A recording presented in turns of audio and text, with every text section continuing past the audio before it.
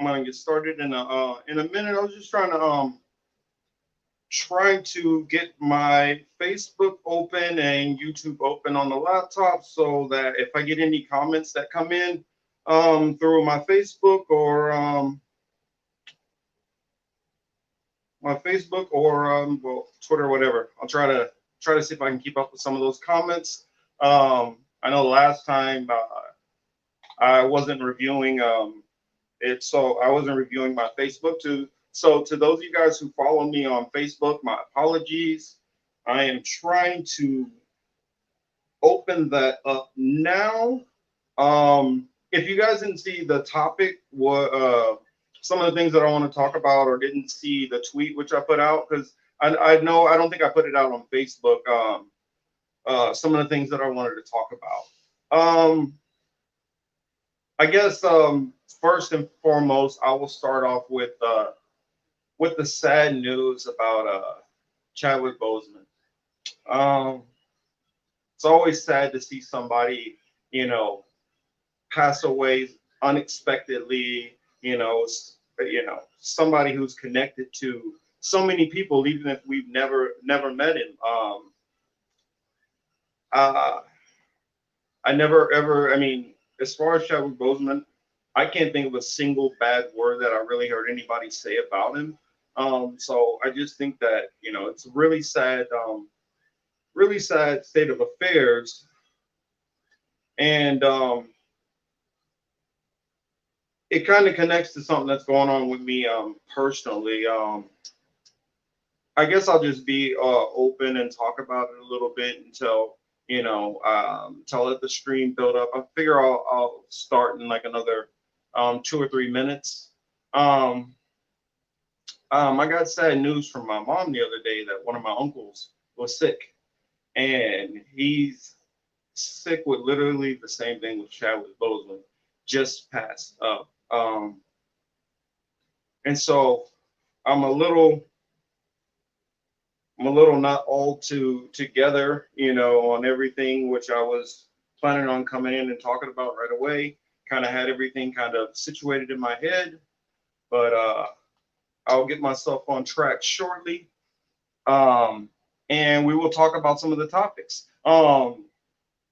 Just recently, I had actually get rid of somebody's. Yeah, hey Kelly. Yeah, it has been kind of rough.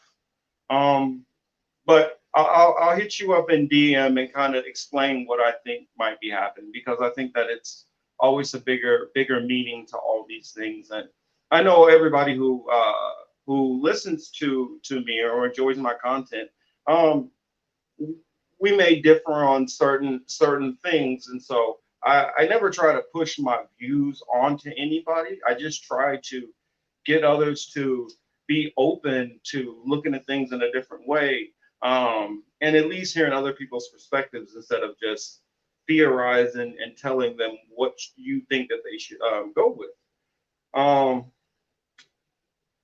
I guess that's enough. You know what? We'll get started. Hello, this is What I've Been Thinking with Marcus Cage. I'm your host, Marcus Cage. I'm glad to be with you tonight. Thank you for all the people who have joined me. I'm sorry, I'm still having computer issues with my laptop, so I'm not able to get onto my Facebook comments. So if you guys comment through there, my apologies if I don't get to them right away, but I'll make sure that I get to them later on when I get into those accounts. Um, uh, what I wanted to kind of talk about is just listening to people's perspectives more instead of trying to already assume what other people are thinking and assuming. And what I'm talking about here is um, I don't have a problem with people disagreeing, even vigorously disagreeing with me. I mean, I enjoy debate, and those who know me, they know I enjoy a good debate. But I always try to maintain a level of civility and respect. All of us lose our cool every now and then. But my goal is to always try to keep that discipline. and hopefully the other person on the other side of the debate will do the same. Well, in my comment section to one of my videos about TI and reparations and some of those things like that, I had a right winger that say a lot of really nasty things and get really racist. And first time I actually had to remove somebody's comment and report them. And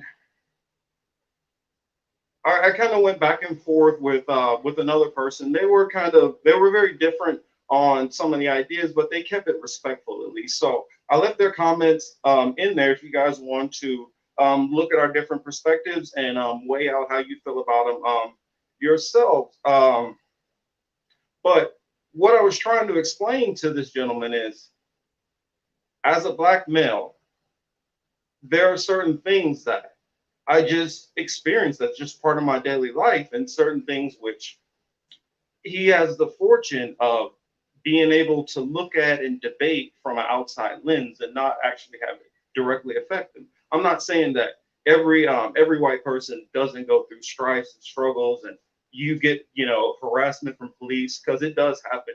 It happens to everybody of every stripe.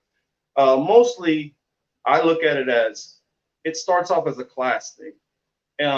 Normally, if you have difficulties that are going on and whatever going on throughout your life, whether it's you're not making enough money or struggling to keep a budget, and then you get a ticket, all those kind of things can just completely throw everything and throw everything in chaos. Next thing you know, you have to pay the ticket, so you can't pay the insurance. Now you have a suspended license, and you guys know how those things snowball. And I had a good friend of mine, former military. He went out drinking one night, decided to be irresponsible, pull over. But one of the people who owned the houses on the block decided that they just didn't like that car being parked out there. So they decided to call the police. When the police got there, he just had his keys in ignition, AC going. And this was in Florida. So keep in mind, there are, of course, different statutes for different states and counties or whatever. But this was in Jacksonville, Florida. Well, his keys in ignition, just trying to keep the AC going, because those of you guys who have either been to Florida or live in Florida, you guys know how hot it can be and even humid at night. And they give him a DUI, for it. And the toll, which I saw that it took on him, financially, in his career, all kind of things like that. And one little thing like that from an officer may not mean very much to them in the moment. They're just hitting a quota, whatever. I just see somebody spilling my time, whatever their reasoning may be, sometimes for just randomly stopping you. But that can have tremendous effects on people who don't have that flexibility to be able to bounce back from, some of those tickets or harassment, which makes you late to work. And say you're on a couple of warnings, or you've had a write-up. Next thing you know, you could be fired or dock pay, and those kind of things, which are not factored in from a lot of people from the right-wing perspective, I feel. And I'm not trying to come at it from this whole Black Lives Matter. You listen to every single thing and you just shut up and sit down and listen to Black Lives Matter. And I'm not saying that some of the people who are not in the Black community don't have very valuable things to add to the discussion. But one thing which does bother me is if you have somebody who has done the research themselves and they are citing their research and giving you their research on what they're talking about, and they're giving you multiple personal experiences. And not only that multiple personal experience themselves, they're able to show that as not only for them, for almost every other Black male that they know. And if they are a Black male, typically they tend to know a lot of other Black males. It tends to not be a thing which is, well, you are sagging or this or that, because I didn't do any of those things. I stayed away from gang culture, but I still got harassed by cops. I have been slammed up against walls and all kind of things like that for nothing. And police officers feel, especially when they're dealing with minorities, that They are the ultimate law. And if you even say anything the wrong way, that gives them an excuse to do whatever they want to. But this is where my issue with right wingers come in. As law enforcement, you do have a responsibility to hold the law, but you're also trained to de-escalate. You also know that your paycheck and your salary is paid by these citizens. Even if you say that person doesn't have a job, they bought something in the convenience store, that tax goes towards your salary. You are treating your supervisors like trash a lot of times. And you're judging them because of whichever community they live in, whatever their complexion, religion, whatever it may be. And many people who don't go through these harassments like many people do on a regular basis tend to like to say, well, let's just get past all this and let's just ignore racism. And it's not that simple. You can't have a society which was built on racism, which was built on sucking away economic, wealth, power, land, and everything from one race in particular. Well, a couple of races, but mostly minorities. And you suck away all that wealth for centuries. We're not talking about a couple decades. We're talking about centuries. And when you accumulate that wealth doesn't go away. I mean, look at today. You look at right now, while the stocks and everything have been all kind of going crazy, you have people losing their jobs right and left, but stocks are still going up and they're still making money in various industries. It's a reason why all of these things are happening. And we need to start connecting some of the dots. Let me see this comment real quick. We disagree on a few things, but I'm trying not to stay my atheist bubble. And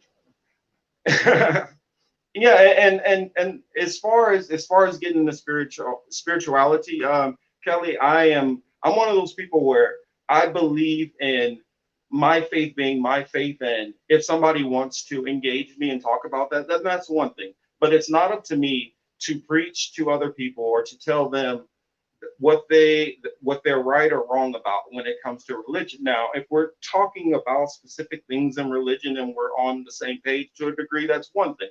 But I try not to get in the in the habit of trying to tell other people if they're right or wrong in what they decide to believe.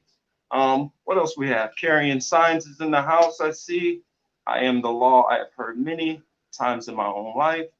They even say on cops 100 times. Yeah, they come across like, I can do whatever. And I tend to remember a certain thing called the First Amendment, which says that we should be able to say whatever we want to say. Now, that also goes to police officers, as long as you're not doing anything threatening. So if you're telling a cop, why are you harassing me? Whatever, and you're getting a little smart mouth, that's perfectly your right. A cop does not have the right to decide, you know what? This person's being a smart mouth, so let me decide to find a way to give them a ticket. Right there, when we start talking about defund and some of these things with the police, those kind of things are not being dealt with. The power dynamic needs to be checked, and it's not being checked. Nobody's talking about that issue because it's still far too much power for police officers when they're able to just harass people and pick and choose who they're going to decide that they're going to harass. Come on, Spike Lee. I see. Sai says, "Speak your beliefs to each their own." Yes, I mean not Sai. I mean Chris. Sorry.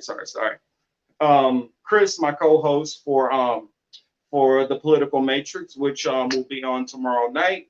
For those of you guys who tune into that, just know that we push the edges on that show. You leave your political ideology at the door.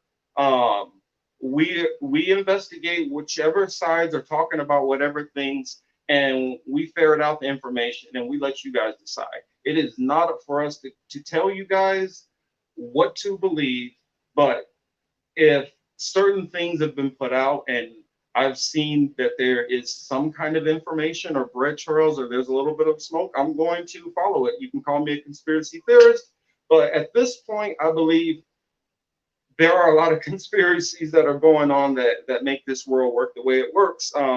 That's the only thing that makes sense to me. I could be a little bit crazy there, but that's just how I see it. What I wanted to say, oh, Black Lives Matter. That's another topic that I want to talk about. I noticed that Black Lives Matter, the support for it is dropped. And I think I know why. The reason why is like Black Lives Matter, when it first started out, I remember being a part of a lot of protests for Black Lives Matter early when I was in Florida. Um, the problem is after the George Floyd, tragic situation happened, the political winds decided to shift and they decided, okay, Black Lives Matter is the popular train to jump on.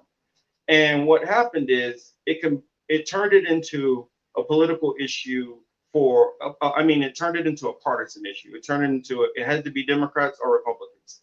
And the thing is, honestly, neither one of them are really supporting Black Lives Matter.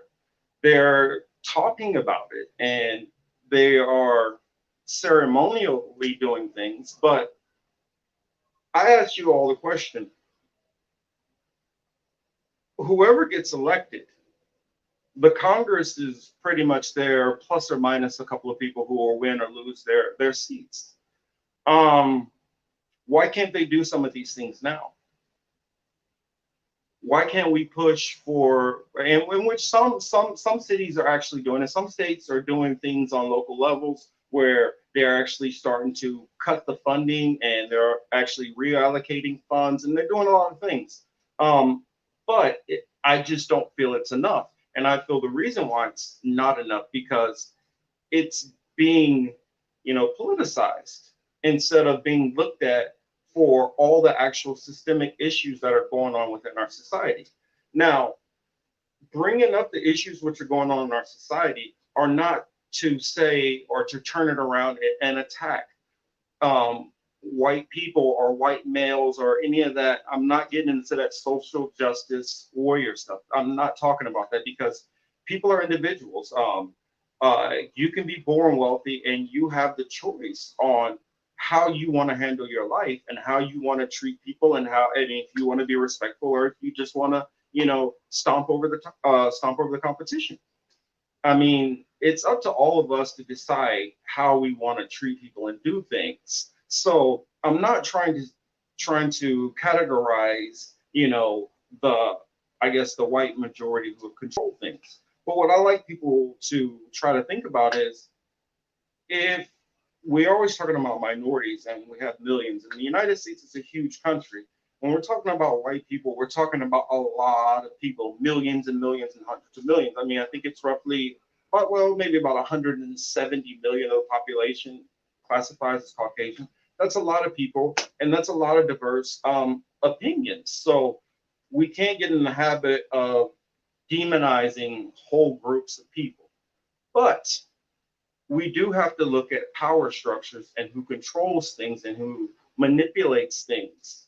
That does make a difference. And the thinking of those people is where my ire is. Because I feel like if we spend all of our time focusing on the smaller symptoms of the problems, it gets much, much harder to fix the actual problem. And when we have climate change and we have all of these different storms and weather events that have been going on, and we just have kind of like, we have the coronavirus or COVID-19, and who knows what might be around the corner coming next that could affect us. Who knows how who knows how the economy is going to go and how strong many businesses are going to be able to stand and how much the workforce is going to be able to be retained or brought back in some capacity if we're actually able to get a hold of this virus. There's just so many questions that I don't think a lot of us are really digesting with this time right into the election. Um, my mind is all over the place because, like I said, start off the stream. Um, Earlier, my mom told me the news with my uncle, with him being really sick, and then hearing the news of Chadwick Boseman, who passed from the same thing which my uncle has right now, has me a little nervous. So I'm sorry if I'm just bouncing all over the place, and it might be a little hard for people to follow me. My mom gets on me a lot about that. Excuse me, let me take a drink.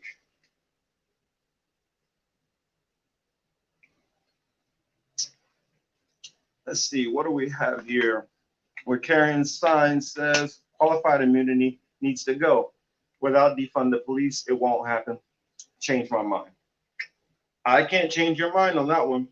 One of my focuses, which I feel we really got to deal with, is the accountability factor, and on all levels. Um, with the Ahmaud Arbery shooting, it happened. I want to say like in February, and then we heard about it, months later. Why is that? It was such a clear-cut case, that something was going on. It needed to be investigated. Why didn't it get investigated? Because you find out that he had a relationship with the supervisors, with the DA, with all of these different people. And that's what we have going on with all the police forces pretty much across the board. These guys and girls, men and women, have done these careers until they retire. They move on to higher management positions. Some switch over and go DA. Some retire and become bailiffs, or get go into being judges and all those things like that. And they have these relationships. They've known these people 20, 30 years, sometimes 40 years. They know each other's kids and their nieces and nephews, and they've all worked through these families together. And so it's only natural that a lot of these people are going to, protect their own. But that's not okay. That is not okay that they do that, because that leaves a giant miscarriage of justice, which happens to millions of people every day, all over the place in this country. Well, not millions every day, but you get what I'm saying. The accountability, um, for instance, on body cam should be able to be, if you put in a FOIA request, which for those of you guys who don't know what that means, that's a Freedom of Information Act. You should be able to just put in a request, ask for the body cam footage. At least I say, what, 30 days should be fair for them to do an internal review. And the outside should be able, the public should be able to make a determination also, because there are many times when the family is crying foul, their lawyers are crying foul, but they may not have a high-powered lawyer, they may not have the TV exposure, and so they're not able to get their story out. But if they're able to have the video, then they could get that story out. Then we could possibly start those balls rolling a little bit sooner. The only reason why the George Floyd thing got any traction, in my opinion, is because so many people were there and they were filming it live. That's the only reason why. But I wonder how many George Floyds happen all the time, which we never hear about. And you got to remember, a lot of times cops write their own reports and they sit there with their buddy and, hey, that's what happened, right? Yeah, okay, that's the story. Th- that accountability needs to be open to independent review, even if we have to come up with a police force literally just to police. And I don't care, maybe we rotate them out every year so they can't get corrupt. I don't know how that would work. I'm just brainstorming right now. But something has to be done at that level. And then there has to be some kind of accountability when it comes to these judges. A lot of them have these lifetime, appointments with virtually no supervision on any of the cases and how they're ruling on these cases. There's Because they process so many cases so fast, we're not able to actually track, is there a conflict of interest here? Sometimes the ruling may be unfair because there's a conflict of interest and we don't know about it. I look back to um, politician. I can't remember his name. He was out of Detroit. I think it's like Kwame something. Um, he ended up basically being charged with the same thing I believe Paul Manafort was charged with. He ended up getting something like 13 years in prison or something, and Manafort gets like 4 years or something like that. And it's like, yeah, Kwame Kilpatrick, exactly. That's who it was. I think it was maybe like 30,000 or maybe 300,000 that he had in his freezer. And you have Paul Manafort that has millions, and he gets what 40% of the time he got, and then that's going to get reduced down. And by the time Trump's out, if not, maybe right after election, if he wins, he might just go ahead and release him anyway. I mean, so I mean the disparity when we talk about white privilege, we're not talking about that every single white person has a distinct advantage over certain people because everybody has a certain amount of privilege. Um, for instance, I can go into a lot of minority neighborhoods and maybe not have as much problem as some of my Caucasian friends. Um, but vice versa, I might go into some of their neighborhoods and have a little bit more trouble.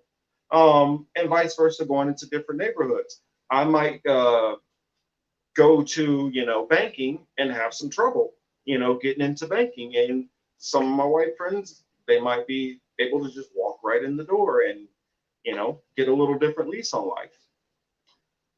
There's all kind of different perspectives.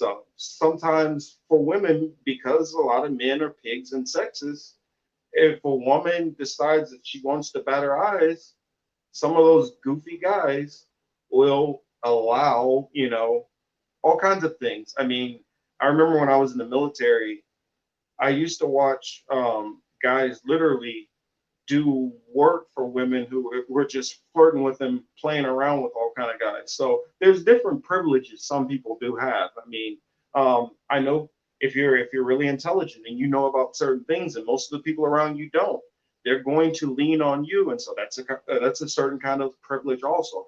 If you come from a family and you have political connections, that is a privilege also. I mean, so there's all kind of privileges, but what we're talking about when we're talking about white privilege mostly, we're talking about systemic problem. We're not talking about individual to individual most of the time. We're talking about systemic. And you can look at the numbers and across the board, either you have to decide, okay, black people in particular are just, for some reason, just criminals and lazy and they're just inferior.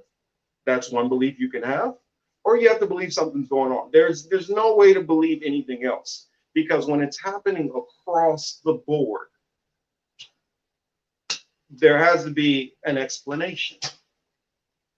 I mean, you can't decide that all these people are sitting up here struggling and behind and all that, and then you have the history that went on, and then like this one Ron Paul supporter said to me earlier, oh, well, it's not about race, and we'll just do this and do that. Well, you know what? I do have some talents. I might be able to do things on my own, but my community is struggling.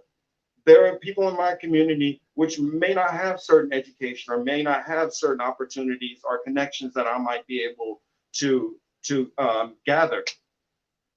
And so I'm not going to turn my back on my community because I might be able to do some things and might have some connections. So for anybody who would insinuate that to me, it's almost offensive. Oh shoot, I got my boy Nile in the house too from our show, The Annihilation Cage, and hack and slash and his many endeavors. What is Nile said? I've been in a lot of minority neighborhoods, never ever had a problem as an adult. As a kid, it was both issues with white and non-white kids I went to school with. Yeah, I mean, it all depends on where you're at, different communities. You never know. You could just have a different vibe, and everybody's like, "Oh, okay, I'm cool. That's the cool white boy." Or else you could just be that kid where they're like, "You know what? You can get that wrong black neighborhood or more Islamic neighborhood or whichever ethnic group where you become the minority. And then they just decide, you know what, they don't like you for some reason. I remember at my school, there were these two brothers. Actually, there were three brothers, but one was a little bit younger. But the two, which were roughly around my age, they were both kind of heavy set white kids who were kind of big. And some of the black kids used to bully them and pick on them unfairly. And so I know that it goes both ways. It's not just black people are perpetually the only ones who are stepped on and who are oppressed. I mean, I've seen, you know, some of the kids who used to demonize kids who were LGBTQ, and I'm like, and here's the funny thing about it. I was part of ACA, I believe it was called. It was like something Christian athletes or something.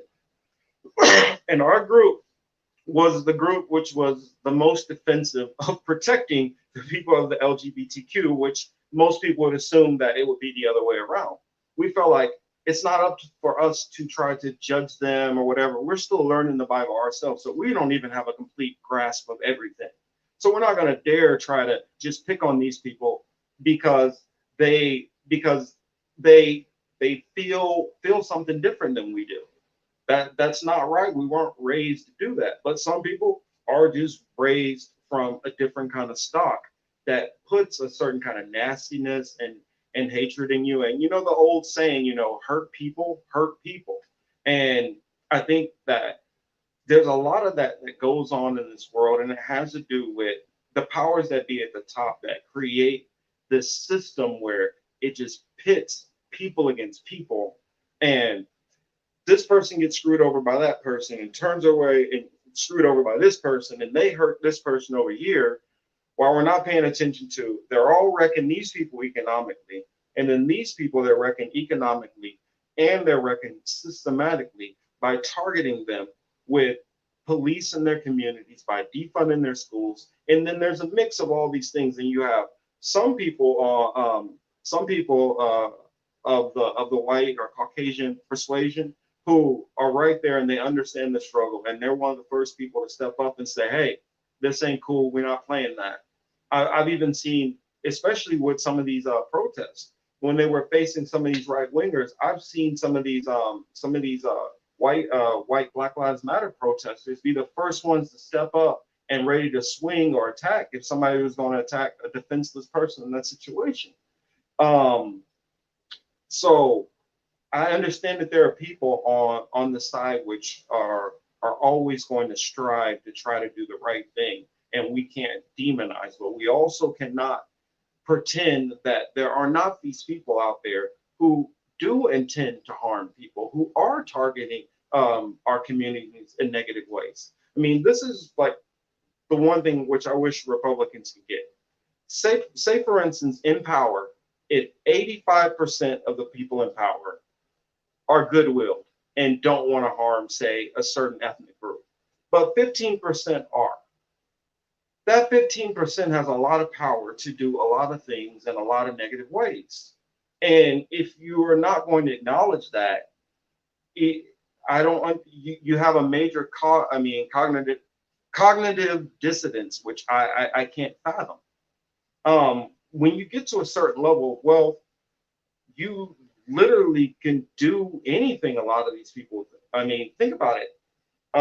There's some families that are so wealthy that they literally don't even leave their house. They just have everybody brought to their house, everything brought to their house. I mean, giant, huge resorts. If they decide, I want to have a giant water slide, then they just have somebody build it literally in their backyard. I mean, when you have that kind of wealth and you decide, you know what, I'm a hardcore whatever religion, say, you know, hardcore Orthodox Muslim, and I feel women should be covered and no infidels in my territory, then you could do a lot of damage if that is your worldview and your power, and you're above a certain level where it's kind of hard to check you. And it's the same thing we have, whatever faith or belief or whatever, say a white person who's at the top and decide they want to do it. I mean, imagine a David Duke with Jeff Bezos money, what he could really do instead of just spinning up stuff and talking a lot of trash. And what I'm saying is, we can't be naive enough to not understand that there might be people that have that kind of wealth and power, or some people that we know who do have those kind of feelings and beliefs that, okay, yeah, they know how to talk nice and say things, whatever, but maybe in the back of their head when they're talking to say a gay male or a trans male or female, that they might be thinking, I can't stand you, you're disgusting, you're abomination. We're not going to know that that's what they're thinking, but we have to look at what they do. I mean, it's kind of funny. A Bible parable says, you know the tree by its fruits, and it's kind of the same thing. You know people by what they do, not what they say. That's like my issues with this whole presidential election.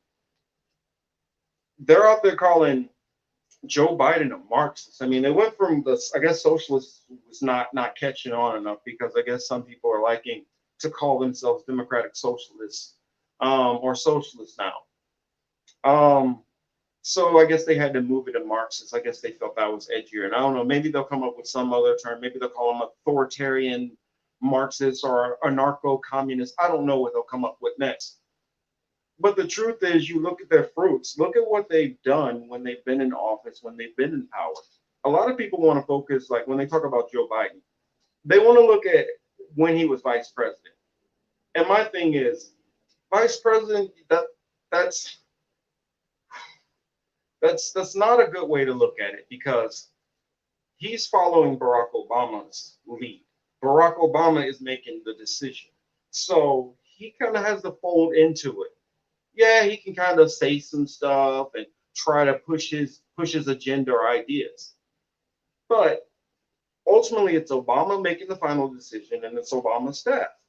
So you have to look at when he was last independent and making choices on his own. The last time that was when he was a senator. And if you look at what he was trying to do as a senator, he was trying to cut Social Security. That's the last thing he was doing when he was a senator. He was also part of a lot of those terrible bailouts. He was on board with NAFTA. I mean, everything which is kind of went negative for this country, literally in my almost 40 years of life, Joe Biden has had his hands, feet, arms, legs, everything all up in it. And now, what everybody is trying to tell me is that the biggest goofball who said he was going to build a wall and Mexico was going to pay for it, who's still not built a wall. Actually, all he's done is replace parts of fences and put up a couple other fences.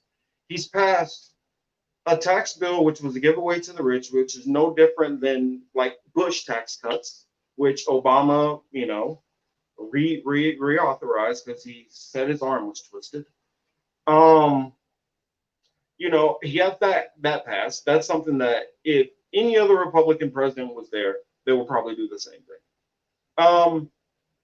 Let's think about if, say, John McCain was in that same situation with some of the things which went on. Probably wouldn't have acted much different than Trump has. George Bush in the same situation. Think back to what 2006. Be doing the same thing, maybe worse. Trump, most of the stuff he tries to do, he fails at. And he fails a lot. Now, he is annoying. He is hateful. He is probably one of the dumbest presidents that I've watched live. But how I see Trump is just an annoying nuisance. And I look at it like this. He has 3 more years at best if he did get reelected. I know people don't want to hear that or even think about Trump being reelected. But if Congress decides that they want to stiffen up their back and actually do something, they can spend their time mostly stonewalling them the same way they did with Obama on a lot of things which he was trying to do, which I agreed with. And then you get to the right before the election and he's lame duck. But you put Kamala Harris and Joe Biden in there. Joe Biden is going to, I don't even think Joe Biden is going to be doing anything. I honestly think this TV time, which we've heard about with Trump, I think it's going to be nothing. We can't even compare it how much he's going to be out of the public eye. And then shortly after, we're going to see Kamala Harris, and they're going to push Kamala Harris in the same neoliberal ideology, the same thing which I was a sucker about with Obama is I should have knew a senator that young didn't know hardly anything about what was going on in the Middle East. I should have known that. I should have knew better that once he got in there, he was going to be controlled by the military industrial complex, just like every single one of them do. Now, what you'll see is every now and then, one of them will pop off a Moab, which stands for Mother of All Bombs, or that's what Trump just used, or you'll see them, send off some tomahawks or send the drones out. But it's going to be little stuff. They're not going to do any big stuff because they don't have the authorization yet to try to do the big stuff. But they will push it, and they want to push a big one. They're going to just try to little drones here, see what we can do. Let's try to plunder some oil there. That's what they're doing. Let's see what Kelly says here. It says Trump is saying that the Kenosha protests quieted down because of his threat to send federal troops. In reality, it was Rittenhouse who was charged with murder, and additional charges are added today. That Rittenhouse thing, you know what? That's partly what I got put in Twitter jail for. Or no, it was the other one.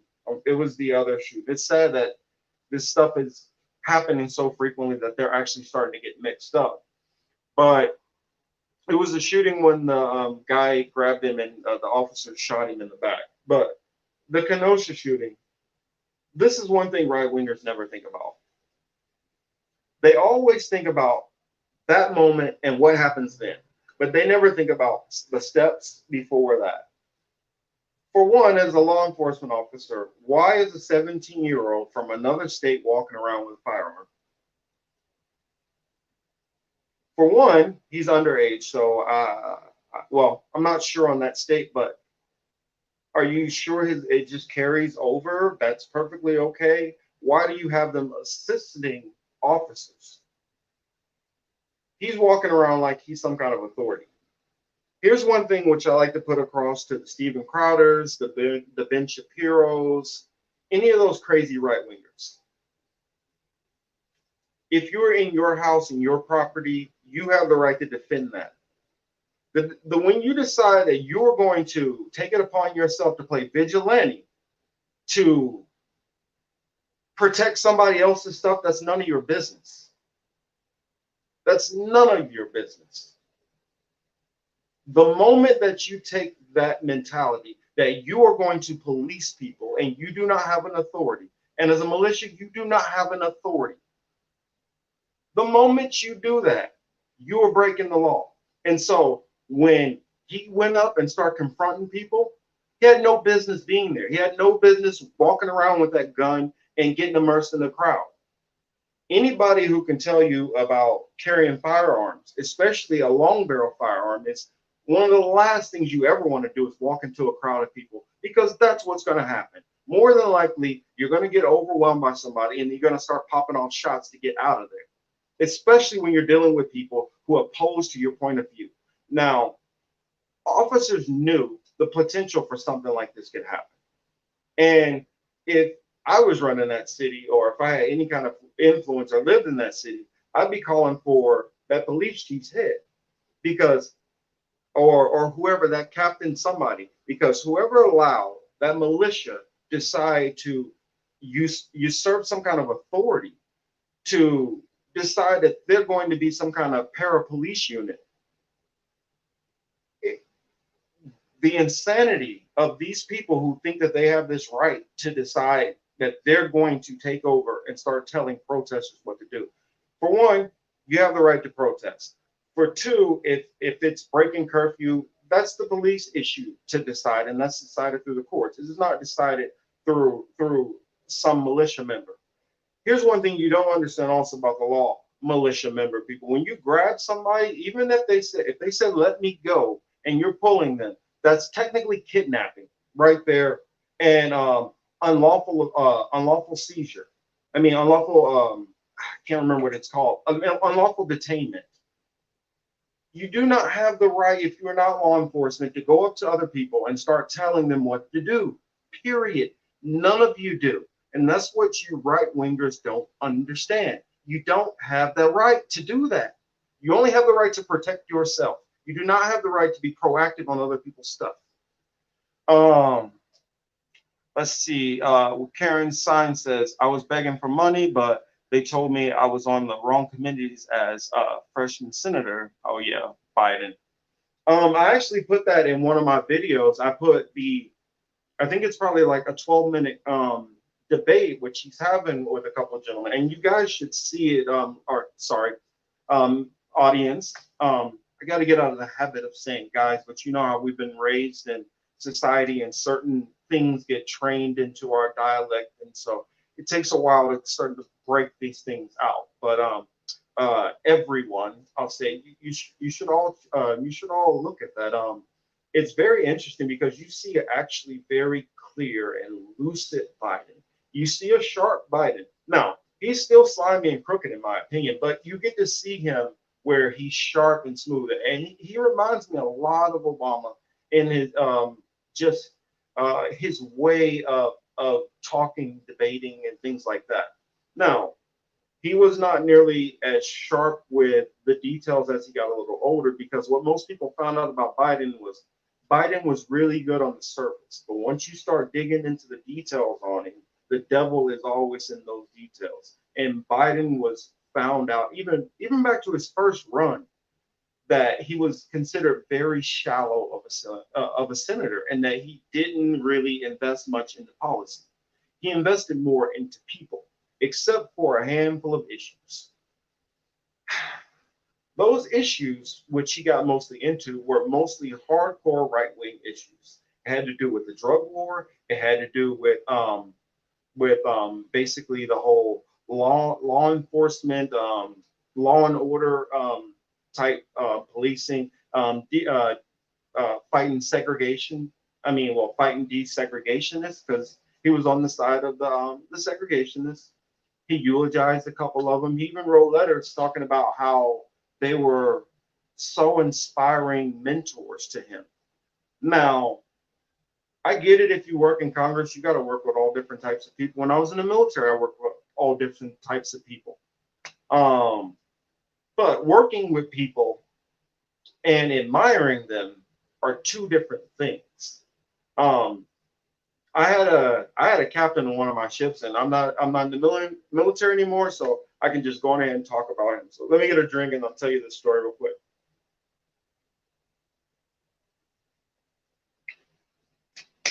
This commander, he was one of the pettiest people I had ever saw while I was in the military. I was stationed in Mayport, Florida, on board the USS DeWert. I won't tell you the captain's name, but he lived roughly about 45 minutes away in a place called Orange Park. So people in Florida, if you guys know Orange Park, he lived over in Orange Park. He would get off work, drive 45 minutes across town, drive like maybe an hour later, drive 45 minutes back across town, just so we can ring him on board the ship. He would go up to his quarters and wait for us to bring his dinner up to him. And he would do that every night. And on to like next levels of petty that he would do, like this movie Top Gun. He like hated this movie, hated it. And one time they were playing the movie, he literally came down to the IC shop, yanked the movie out of the player, threw it off the side of the ship, and said, if anybody plays this bleeping movie again, you will be standing in front of the captain in your dress whites. That's some of the kind of people like you let get into power, and they get these little Hitler complexes, and I don't mean necessarily Hitler, but these little mini authoritarian mindset where they just decide that I want to do this, I want to do that, and they just get so petty and narrow about how they do things. And they also start to cast very narrow-minded viewpoints and direction also.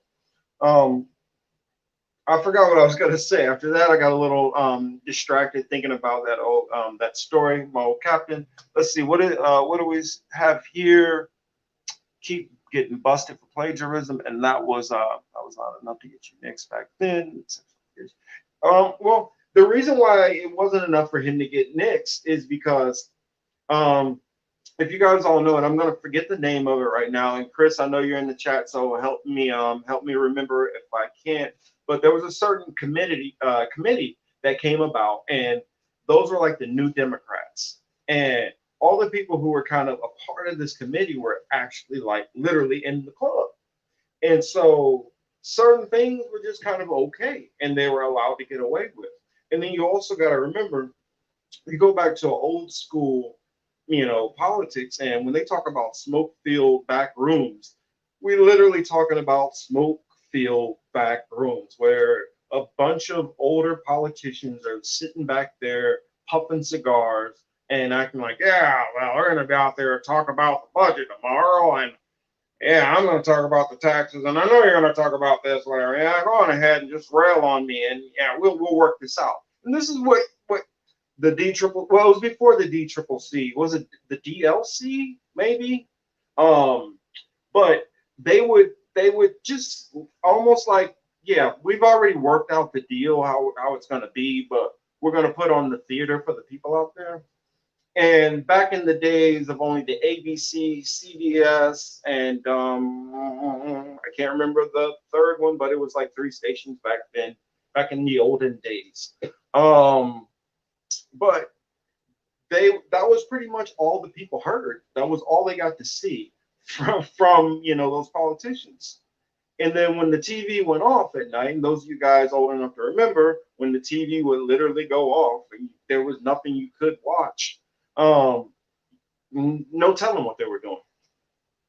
They were sitting in all these swanky bars and restaurants, and occasionally, if you were really deep in the DC, web, you would hear some of these little stories from like all these various different newspapers and print outlets that were all over the place back in the day until of course, I think it was actually was it sad to say a lot of people love him, but it was Ed Markey who actually proposed telecommunications bill, which Bill Clinton put through that pretty much killed a lot of those. It led to, those larger companies just, Pac-Man gobbling them all up, dumping all the debt, Bain Capital and all that stuff like that, which happened. And also it consolidated a lot of these TV stations. And so the reason why you have like you remember, you guys know that I said it again. Everybody know that montage with all of those reporters, and they're all saying the same thing over and over and over, and then it breaks out to like a whole giant screen of like hundreds of reporters, and they're all saying the same exact thing word for word. That's what happens when it gets to that level where a handful of people own all the message.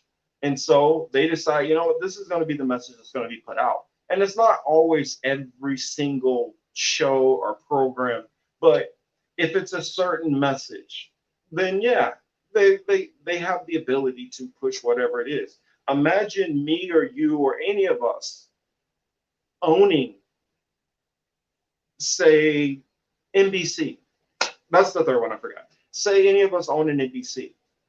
If we decided, say, let me see, what's a cause Republicans like? I mean, hate. Let's say, okay, Republicans hate gay marriage. That's a good one to go with. If we own NBC and we decide, you know what, gay marriage needs more exposure, and we need to highlight this more and get this out. We would have the ability to do that, owning that network. And what I'm saying is, on any issue, whichever side you politically lean, if we own ABC and we decided, you know what, I'm really big on guns, I'm gonna push this gun stuff. I'm gonna push as many guns commercials as I can. I'm gonna push guns, guns, guns, guns, guns. I'm gonna show movies with guns. I'm gonna show advertisements with guns, whatever. And I mean, think about it. All of us, especially lefties, we know this. It's like what, six conglomerates which own like most of the the legacy media. I mean, and what you see now is even transferring into the streaming. I mean, look at your algorithms. I mean, how many times, or say for instance, you might be watching a specific person or specific artist or whatever lecture, whatever you're listening to, and you listen to say three of those videos in a row, and no matter what, it keeps prompting another video that's not what you're trying to watch. Like, I'll give you a good example. In the mornings, a lot of times I like to hear The Hill, because they'll cover a lot of the top stories, and it's in quick, little bites. And also, I'm able to hear a reasonable conservative point of view from Sagar. So I'll listen to a couple of their views, kind of hear what's kind of going on. Um, ooh, Sign says it's down to 4. Ugh. Well, I believe that's the goal anyway. I mean, I believe the goal is monopoly. Um, it's kind of funny when you look back at certain old school movies and you see stuff in it and you think like, huh, that's corny or silly. And then you look to today and it starts creeping, creeping, creeping closer to things like that. For instance, one of my favorite movies back in the day was Demolition Man. And anybody who's seen Demolition Man knows there's only one restaurant, Taco Bell. Taco Bell is the only restaurant. They called it like the restaurant wars, and Taco Bell is the only one to survive. Well, if you look at, for instance, stores like Walmart, for instance, a lot of people may not know that Walmart, or maybe they do know, but Walmart has their separate, besides the superstores, they're starting to just have regular grocery stores that are just grocery stores. So that can start to compete against more of the local mom and pop grocery stores, or just grocery stores in general. Also, you're starting to see Walmart, for instance, is starting to have gas stations. The Murphy Express. When I was in Florida, there were Murphy Express. Those were all Walmart owned. And then, of course, the Sam's Club gas stations. That's all Walmart owned. Um, and if you look at the way it's going with, especially right now, with some of these companies completely collapsing and they still have tons and tons of money because everybody's shopping at the cheapest places they can go, Walmart, or they're resorting to who I call the devil, Amazon. Uh, well, not literally the devil, but I think that man, if he had a soul, it's been gone a long time. Um, let's see. Yeah, they won the franchise award, and that's what I think.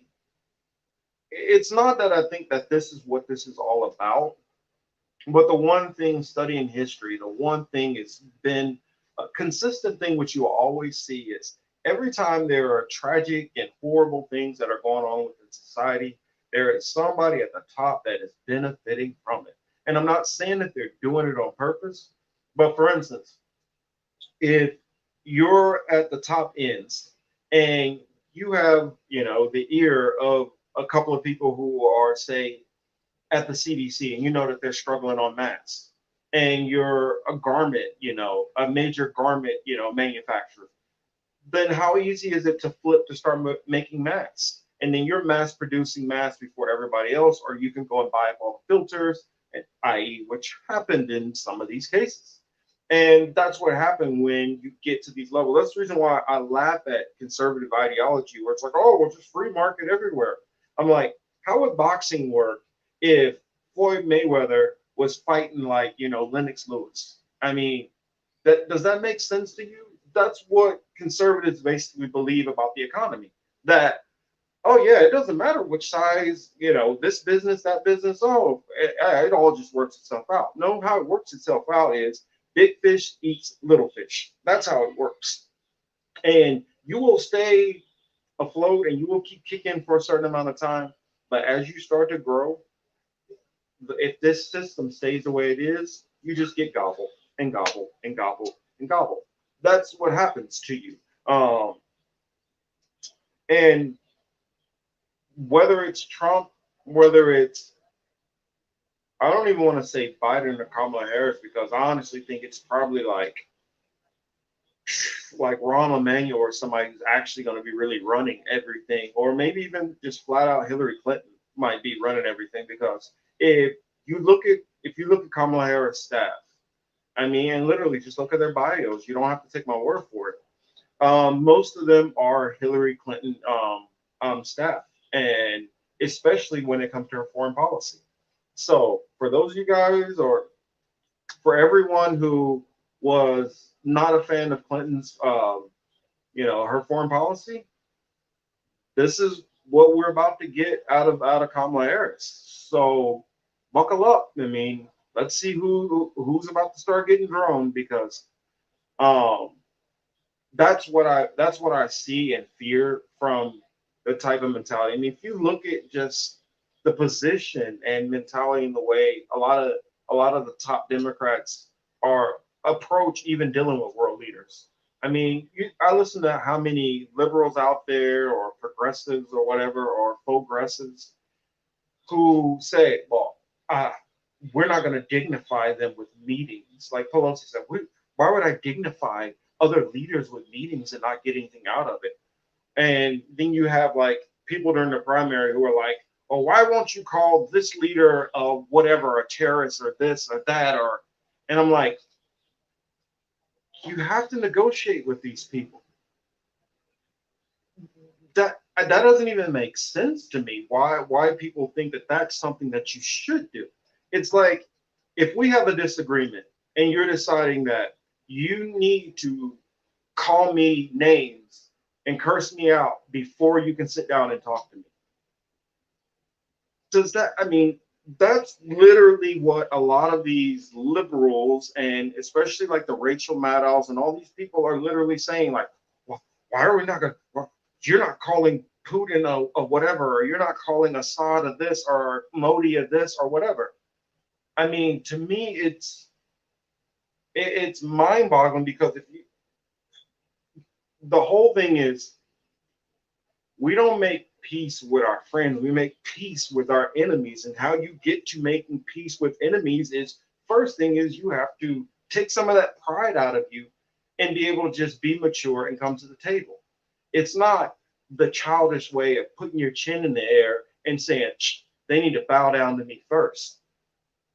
That's how wars perpetuate. That's how people like me who was in the military and a lot of my family who are in now, that's how we keep get sent overseas because of pride and arrogance of people who haven't joined, who haven't been there, whose kids are not going to be there, none of their family's going to be there, who walk around with this chip on their shoulders and all this bravado of using our military like some big battering ram. To me, it reminds me of when you see a couple out there and you see, whichever one's the loud one, like most of the time, I hate to say it this way and put it this way, but I'm just going to put it out there. A lot of times you'll see that angry woman who's just mad about something and she goes and gets up in a big guy's face and starts yelling and all that, and then gets her boyfriend involved in this. Now the boyfriend needs to go and fight this guy. I mean, that's kind of what I feel like our politicians do.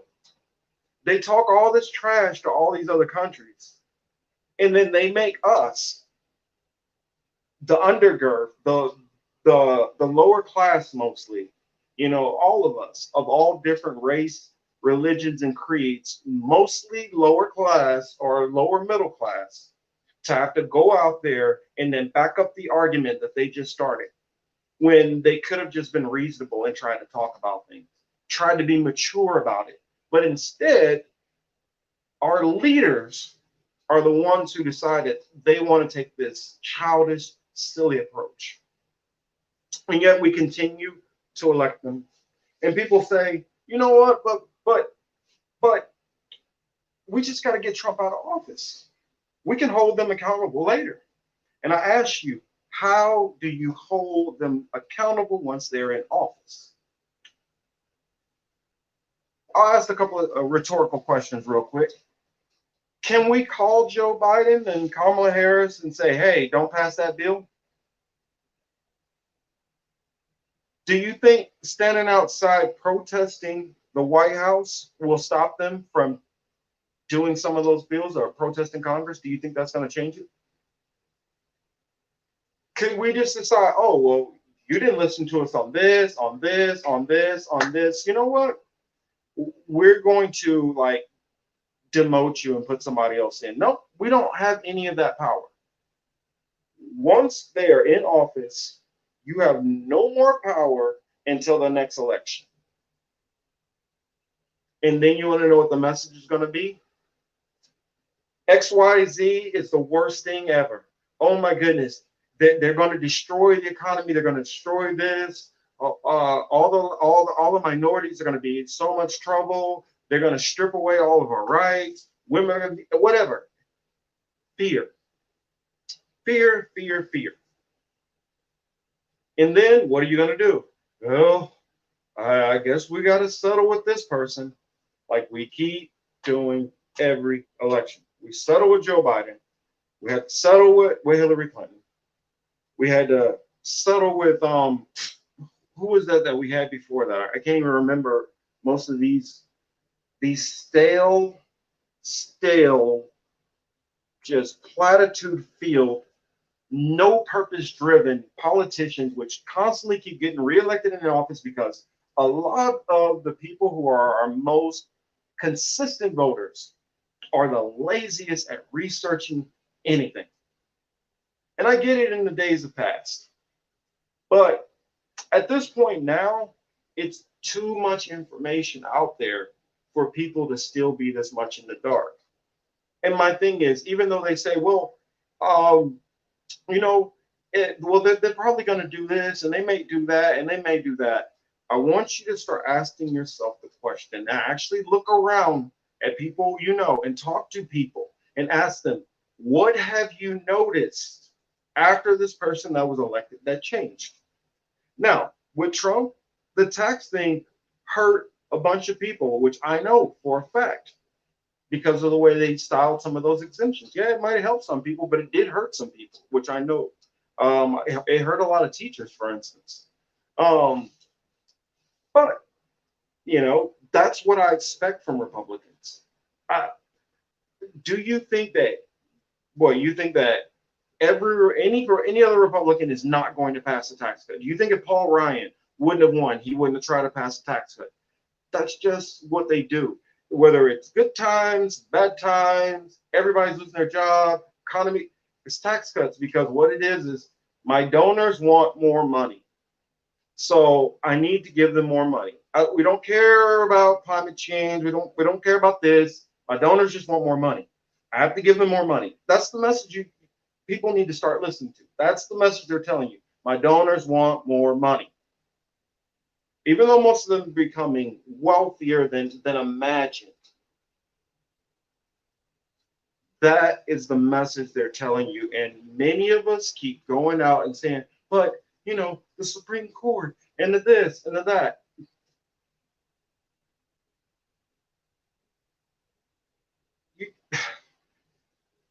We're already past that point of trying to, I mean, I look at it like this. How long do we say, like the climate scientists have saying that we have time? I mean, aren't we seeing the signs with you know what's been going on with all these weather patterns and all this stuff like that? Are we not seeing all these things? What, we got 12 years to try to work on getting this judge out and getting this judge in and trying to hope to build some more progressives or actual leftists.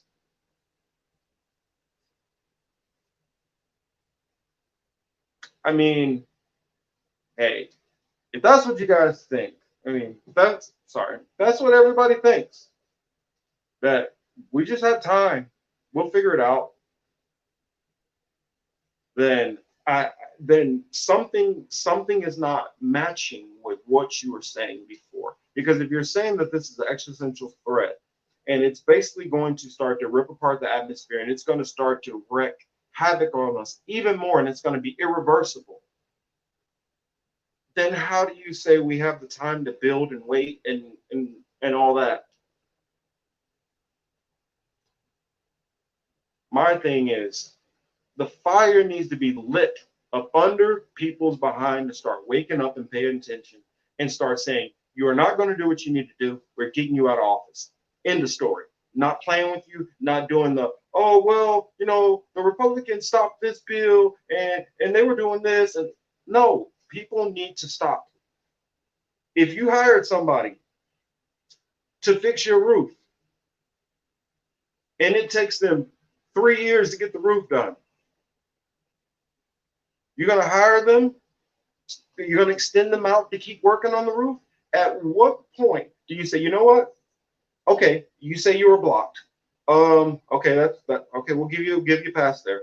Oh, okay. Well, you had to compromise here. Okay. At what point do you say, you know what? Maybe all that is going on, but you are not the person who are able to accomplish what we need. And if you are not the person who are able to accomplish it, why do we keep hoping that you get it done instead of just taking our chances, putting somebody else in there who is going to actually fight for it off the bat? I mean,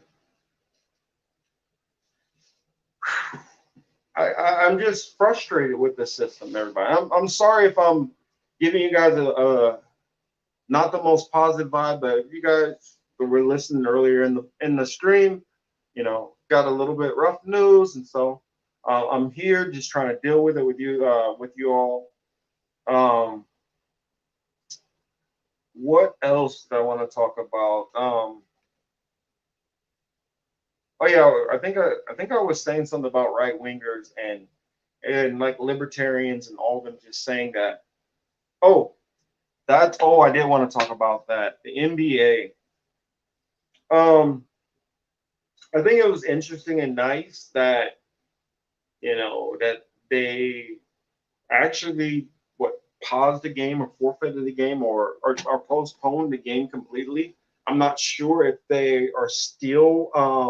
I'm not sure if they're completely standing down for the rest of the finals or not. But if they are, I applaud it. Uh, I think that going back to the NBA or going back to any of these sports things, it's just not the time for that. I feel that I get it. People want the entertainment and all that, but we got a lot of serious stuff that's going on, and we need to buckle down and focus, in my opinion. And if it's not about politics for you and it's about climate, we need to focus on that. I look at everybody needs to be focused on the economy, especially because we don't know how it's going to go. At my job, we had some people that they had to let go. They let go a whole department, and I know that's going to start happening to some of us out there. And maybe people need to start making sure that they're putting some nest eggs away and trying to some nuggets away. I mean, I love the NBA and NFL and all that stuff, just as much as the next, sports fan. But I just feel right now with evictions and all that right around the corner, and some people being evicted right now with repos and people's credit and all of these things which are going on. We're literally going into a situation which it's not even going to be able to compare to any other time period, I believe. And the sad part about it is I feel Congress is not even making an attempt to deal with it. I mean, they're just kind of willingly closing their eyes and hope that it just works itself out. I mean, it's almost like they're they they want the anger. It's like they want people to lose control. I don't know. Maybe it'll be easier to throw people in prison or camps or whatever, so they can get cheap labor. I don't. Who knows what the game is? I mean, but I do believe there's some kind of game at foot. Um, but I just don't understand how you can see people who are just losing everything. Some of these people have worked for years, for decades, building up their businesses and correct. Some of these people are never going to be the same again. Um, and Congress is completely out the lunch on it. And I know some of my people who are still big time Bernie lovers out there listening. They might not want to hear what I'm going to have to say, but I feel that I have to say it. There are certain people which I used to kind of cringe a little when they would go after Bernie because I would agree with some of the stuff to a degree, but it hurt to acknowledge it because I felt emotionally invested in Bernie, and that was one of my mistakes. I feel you shouldn't be emotionally invested in any of these politicians, not one single one of them. I don't care how much we love them. Even Sister Nina Turner out there. Power to her. I feel she is a blessed spirit, but we got to stay with the mission at hand, and we cannot focus on the person or the individual. She said it best herself. um Bernie was just a spark for the revolution. He is not the revolution. And it was hard hearing some of the criticisms because I started out knowing about Bernie and kind of being a fan of Bernie probably around like, I want to say 2003 or something like that. Um, I used to listen to him on the Tom Hartman program, and um, one of the jobs I used to work, I used to drive a lot, so I would listen to a lot of talk radio, and so I would go through all the different lefty streams that I could at the time, which that was the most left that you had, and um, was it Janine Garofalo, like Stephanie Miller, um, Ed Schultz was on the radio then. I remember, I think Rachel Maddow was on the radio, and a lot of them, I used to listen to a lot of those different lefty perspectives, and sometimes I would even try to force myself to listen to at least 30 minutes of crazy ass Rush Limbaugh, even though I felt like it was literally like torturing my soul to listen to him. But that's where I learned Bernie, hearing talk radio, because he was always talking about a lot of the issues which I champion. And to watch Bernie go from what I knew back then to his, I guess, devolution, devolving from where he was, it's jarring for me how fast I saw Bernie change. I mean, uh, I can't even think of a time where I've seen a politician turn around so fast. I was noticing, of course, people, they say they get more conservative as they get older. I think it's you get more comfortable once you get older, and you start worrying about losing the things you have in your perks and your privileges, because the higher you move up, and most people as they grow in age, after they kind of just keep going up, some people go down. But for those people who are typically improving their quality of life, they get more comfortable and they're less likely to take chances. Um, and so I think some of that fight starts to get out of them. And I feel like that happened with Bernie. I also felt as he got higher on the totem pole, he got lazier and he wasn't focusing in on policy as much. He started almost getting, just a simple stump speech all the time instead of speaking to people more. And I, I noticed that, but it wasn't, I still didn't interpret that quite yet until after he dropped out, or just the way he was handling things after everybody else dropped out. To me, I felt now is the time where you fight. Now is the time to really fight hard because everybody's out of the way. You can swing for the fences. You're going to be covered on every single outlet. It's up to you right now. And when it comes to a fight, ironically, I'll show him because he's on the label. When you are when you're up for a fight, you, you don't back down. You gotta go for it. And all of us could see what was going on in the economy. All of us could see the changes and the turmoil in the beginning of COVID and the lockdown and all of these things. We could see that it was coming. Bernie knew this stuff was coming. But instead of finding that spine and fighting, tucked his tail. And it's not easy for me to say that, but he tucked his tail.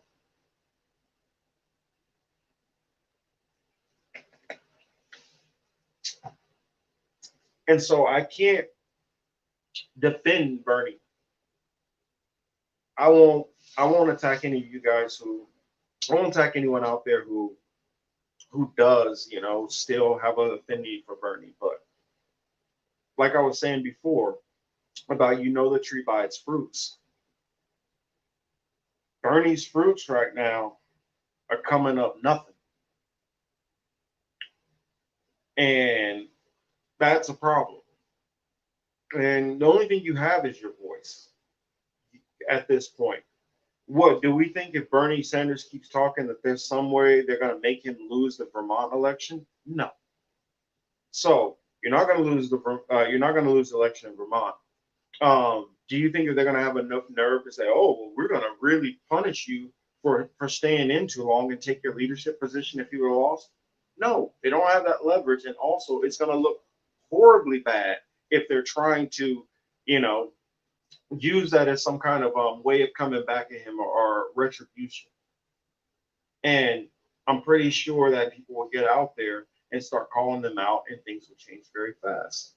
This is Bernie deciding, for whatever his personal reasons, to completely capitulate and also pretend that Trump is literally like the worst thing, Stalin, Hitler, mashed together, worst thing ever.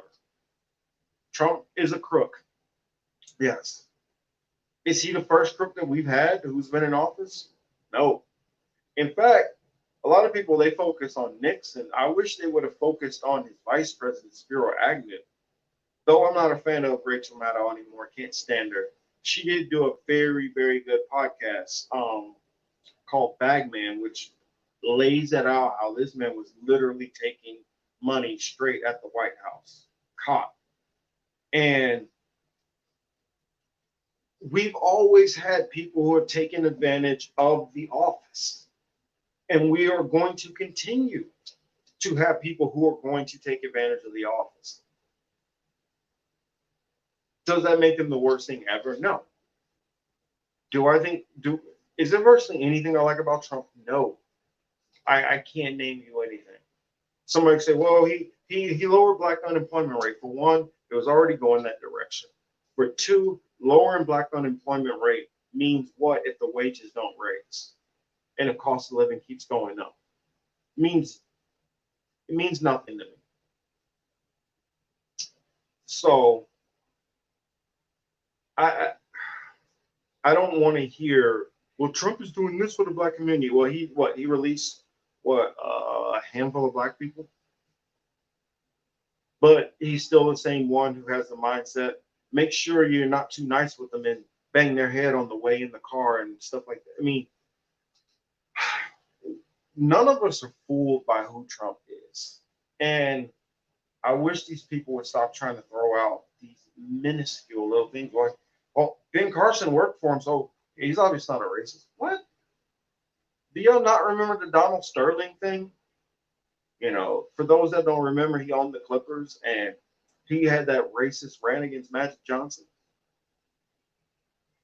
You can be racist as hell and have plenty of black people around you. That doesn't mean anything. When I was working in the South, I had I came to the understanding of something that's a little bit different than where I grew up in the Midwest. In Kansas City, or I would say Kansas in particular, Missouri, especially the rural areas, they're not afraid to let you know they're racist.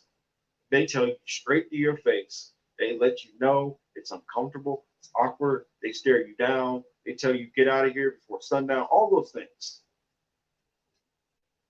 You see, Klan, you see all kind of stuff.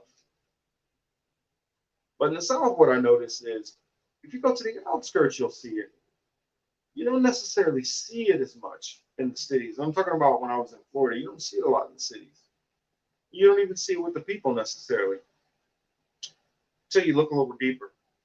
I had one of the major contractors who worked for my store, and this was like in the beginning when I first started there, and so this was like my first time around, like 2006 or something like that, or 2007, and he told me that, man, if only you knew how some of your managers talk about you guys in there.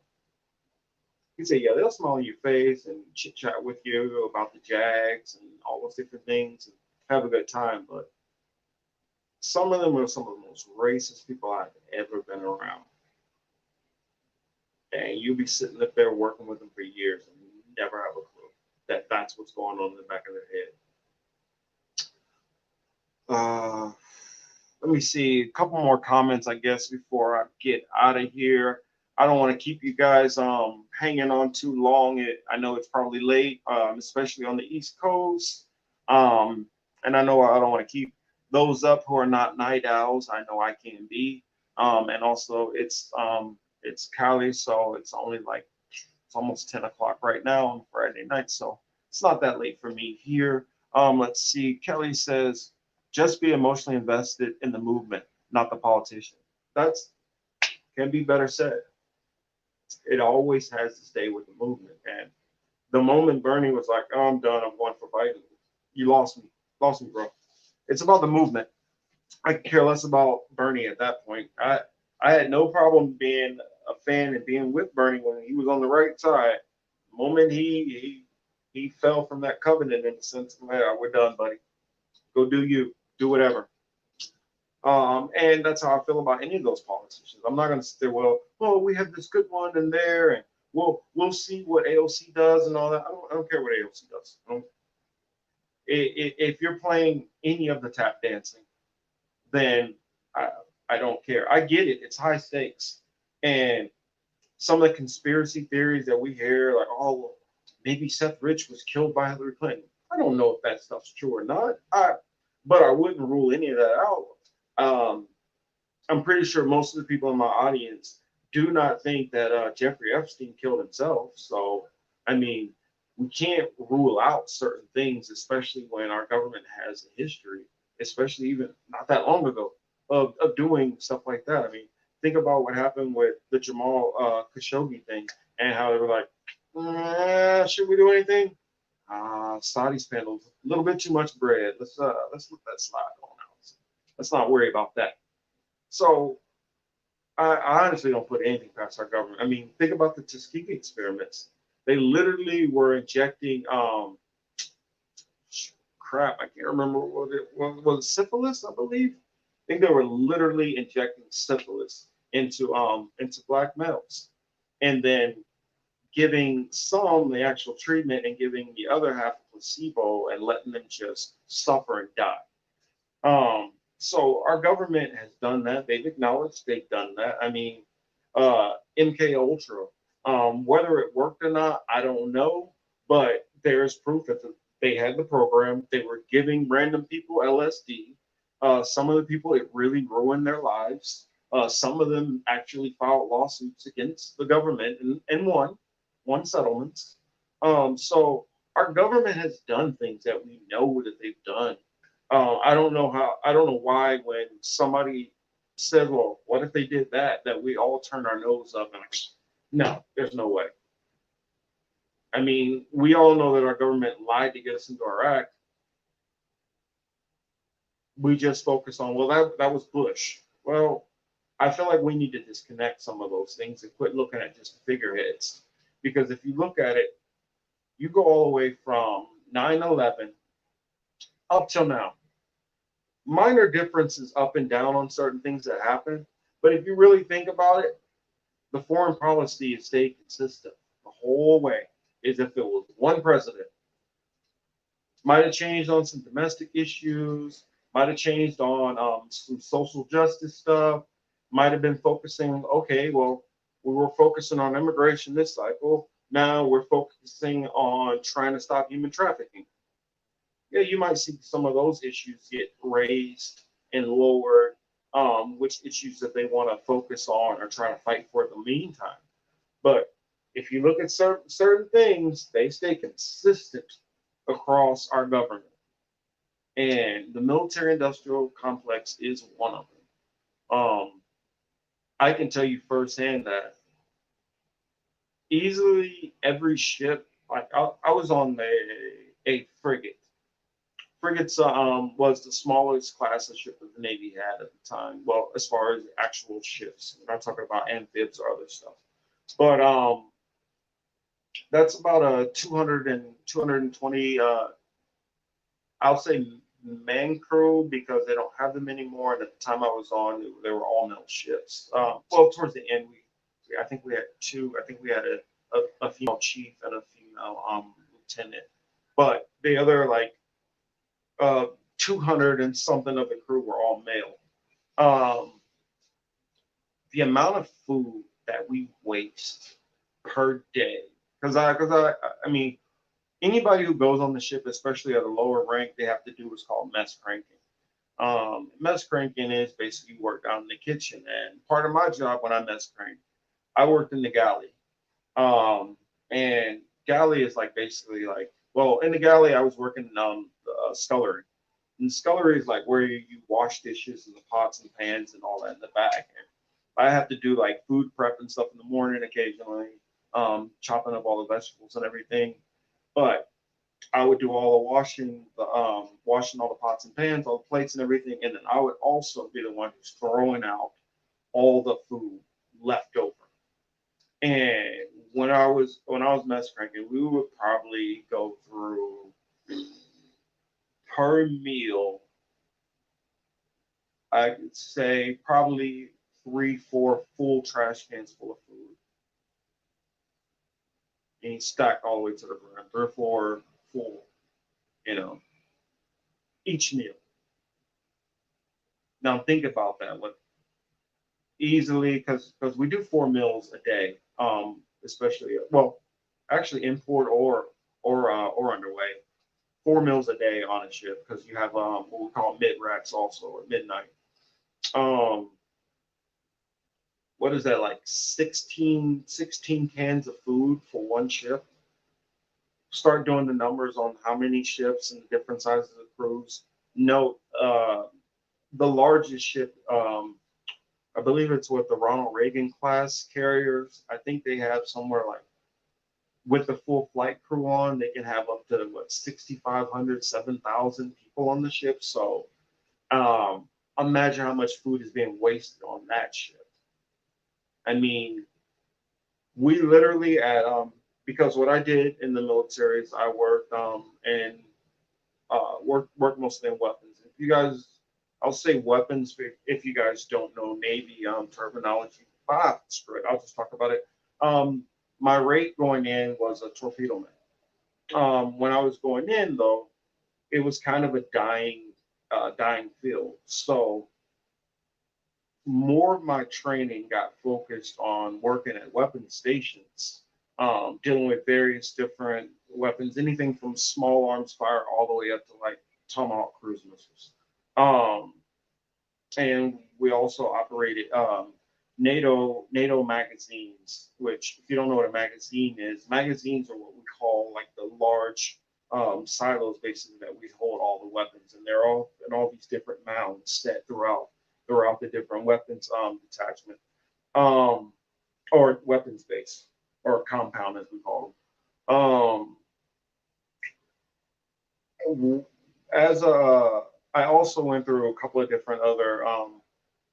other schools as far as marksmanship and handling training and operating and technician um, on a couple of different weapons. And so like if the weapon break down, I was trained to actually fix certain weapons and things like that also. Um, at some of the weapon station, this happens at every single weapon station. Every single weapon station, it doesn't matter which branch. At the end of the towards the end of the third quarter or whatever, we have a certain amount of ammunition that like might be left over, and we literally will go out and just use it up so that our budget stays at a certain amount so that we get more funding. Um, when I was in Italy, we had there was an Italian base that was right next to us that was where one of the battles in World War II took place. And there's like old Italian tanks there and everything like that. And we literally just go out for like a weekend and just go and shoot off every different gun we had, grenade, rocket launchers, all kind of stuff like that, at those old tanks and everything. Just burning up, ammo for no reason, just to maintain the budget.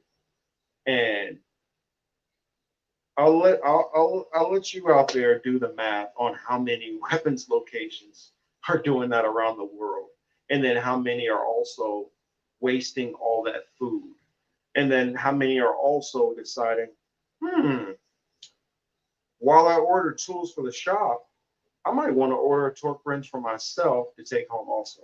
I mean, there are people who focus on investigating what they call fraud, waste, and abuse in the military, but there's still a whole lot of fraud, waste, and abuse, and some of it is actually sanctioned and encouraged.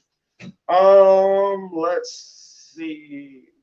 I guess what else can we talk about? This is the first time I decided to do just an open live stream. I don't have it in mind how long I decided to go tonight. I just felt like I wanted to get on and chit chat with everybody. I sometimes get a little behind on my videos, and sometimes I bite off more than I can chew, wanting to add, extra graphics and things like that to keep it entertaining. And I know some people might not have the patience to just hear me blather on all the time. So I thank you for those of you who are here listening to me blather along. Um, let's see. I guess last thing that I will talk about, if nobody has any questions for me, if I see any questions, I'll answer those before I get out of here. Um, last thing I wanted to talk about. After the election, whether you are supporting Trump, whether you are supporting Biden or that Clinton team, as Chris said, there are a couple of things that are going to be going on regardless of who's in office. COVID-19 is still going to be here. We're still going to be dealing with it, whether you're on the side of people who believe it's not as serious, or maybe people are not taking it as serious. Wherever you are on that the COVID situation is still going to be going on. The partial shutdown is still going to be going on, and with, let's see, the fall right around the corner and winter coming, a lot of the scientists and doctors, they say that it should, unfortunately, or they say it could very possibly have a resurgence. And if we have a resurgence and then everything shuts back down again, I mean, who knows what happens there. All I'm hoping is that, I mean, I'm not even focusing on what the president does, whoever it would be. I'm focusing more on hoping Congress will see that, hey, there's a giant tidal wave that is about to land on us. Let's do something before it gets too late. And so I hope that they focus on that. And I hope that this time around, when they actually start to see like the real pressure and weight of the economic woes that are going to actually start really manifesting soon, that they'll find it somewhere in the remnants of a possible heart they might have somewhere tucked away that they can pop back into their chest and use. Because I mean, I don't know, being a little funny there, but I guess to me, I feel like you have to be heartless to legislate the way these people do. You have to literally look at people as if they're numbers, they're figures. That's it. Percentages. You cannot look at them like they're human beings. That's how I see it. Because anytime you say we are the most powerful nation and we're the best, and we do, if you want to use that kind of language of the best, think about any, for instance, let's go with sports teams. Whatever your sports team is, whoever you love, whatever sport, athlete, player, whatever, most of them work on the whole entire team. They want the weakest players to constantly improve. That's the reason why they give out, most improved awards, because they want to work on those who are struggling at the bottom. They want to build that team and work on the weakest link. In America, something has gotten broken inside. I feel the soul of this nation and most of its leaders, that they don't believe in taking care of that chain, that weak link, so that it won't break. Instead, I think they would rather just break it and get rid of it and hope that they can only use certain links. If you get my allegory there. Let's see. Marcus Stone, the YouTube trolls get you down. They can be the worst. K Hive and Bernie Brooks take care of themselves. Yeah, K Hive can be horrible. But I do have to throw a shout out to one actually. I feel it would be unfair to not represent one of the good ones out there, even though I can't mess with them on the ideology. I feel they're I mean, he's too naive on this stuff, and he has, but maybe she can. I'm like, bruh, I'm not, nope, can't do it. His name is Terrence Ford out there, and so if you guys interact with him, please try not to be too, aggressive. Know that some of these supporters of these neoliberals, they don't have the same information we do. And I know Malcolm had this quote. I'm gonna butcher it, but he basically says that you know try not to be too rough on them, because there was a time when you didn't know what you know. And so there are things that we have learned, that we've studied, that might take them a little longer to get there. And we can't always go and try to rip everybody's face off to get there. Sometimes we got to sit there and let some of them be a little bit of butt heads. And like Tim Black always said, you just got to sprinkle a little bit on, just sprinkle a little bit of knowledge, and then walk out. You don't push it. If you push it too hard, think about any time you see like a couple and one is cheating, you run and say, hey, I saw your spouse cheating. They automatically flip it and then get mad at you. So you got to be careful when you go in a little bit too hard. Um, I was gonna say thank you again, Kelly. Biden bros, they're just more corny to me. I guess you have two factions. You have the ones that are like, if you don't vote for Biden, if you don't vote for Biden, then you're helping Trump. And I'm like, whatever. I don't care about Trump. I don't really care about Biden. I don't believe that they're their own people running anything. So they're just loud, annoying figureheads. So that's why I don't worry as much about Trump, because Trump is not running anything. Um, Anybody who thinks Trump is writing legislation, no. Anybody think Trump is sitting down there with Mitch McConnell and saying, "Hey, Mitch, what I want to do on healthcare here?" No, man, he's not doing none of this stuff. This dude is watching TV, waiting to go play golf. That's all he does all day long. Every now and then, somebody like Stephen Miller comes to him, shits out some horrible idea, and says, "Hey, go tell this to the people." He watches Fox News, listens to what Lou Dobbs and Tucker Carlson, well, sometimes he listens to Tucker, but mostly Sean Hannity.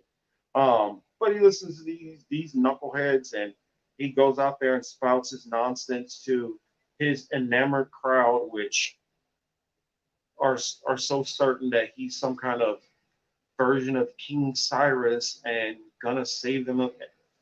QAnon, I don't know. Anytime you're looking at, well, These billionaires are the good billionaires, and that's just the bad billionaires over there.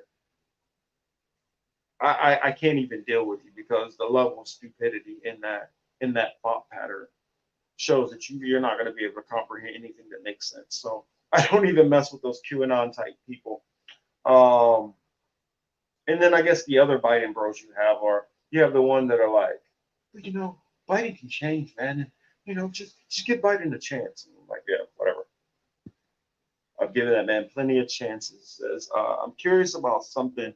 You think with the escalation between law enforcement and civilians, that at some point, any number of vets, especially those who belong to minorities groups, might step in. VC, woo, I'm afraid of that. I honestly am afraid of that. I see sign says hope so, but they may be in for some VA benefits, lawsuits, and stand up against the oppression. But the thing about it is, if veterans get involved to that level, especially ones who who have experienced different things, the reaction is different because I mean I could tell you some stories about like some vets that I know that you can think that they're joking when they're talking to you and they'll say something like kind of dark and you don't know you are literally minutes from losing your life if you say the wrong thing to that person at that time. And so it worries me a little if it does get pushed to that point because I mean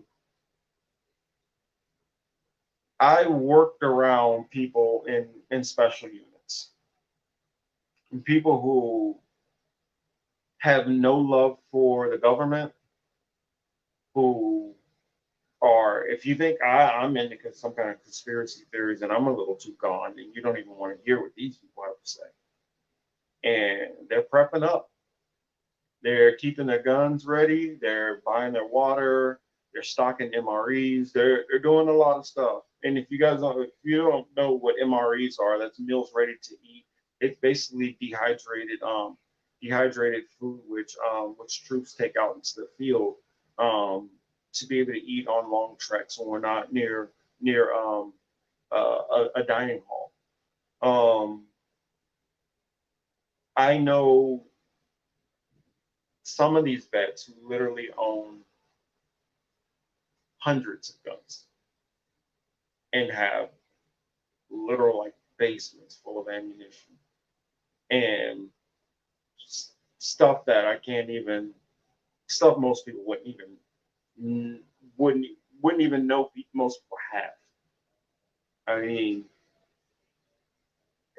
some of them because of their specialties and stuff, they know how to get in certain licenses, so they're able to legally have certain stuff, which you be like, how do you have that? And it's like, oh, well, if you pay this amount and pay this amount and you get this. So some of them have the stuff legally, some of them don't. Some of them literally know how to just make things. We'll leave it at that. I'm talking about that stuff.